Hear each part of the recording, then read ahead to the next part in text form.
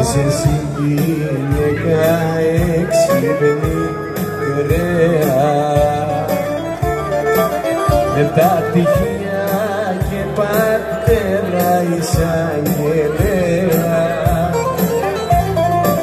Μα πριν να ξέρεις τη ζωή